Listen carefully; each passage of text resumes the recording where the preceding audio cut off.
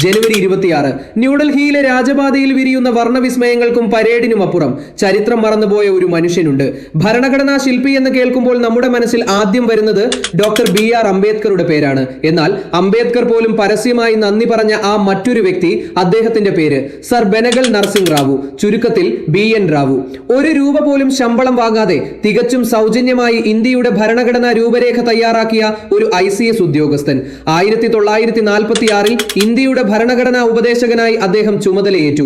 ലോകത്തിലെ ഏറ്റവും മികച്ച നിയമങ്ങൾ ഇന്ത്യയിലെത്തിക്കാൻ അദ്ദേഹം അമേരിക്ക, അയർലൻഡ്, കാനഡ തുടങ്ങിയ രാജ്യങ്ങൾ സന്ദർശിച്ചു. അവിടെ വെച്ച് അദ്ദേഹം നടത്തിയ ചില രാഷ്ട്രീയ ഇടപെടലുകൾ ഇന്നത്തെ ഇന്ത്യയുടെ മുഖച്ഛായ തന്നെ മാറ്റി.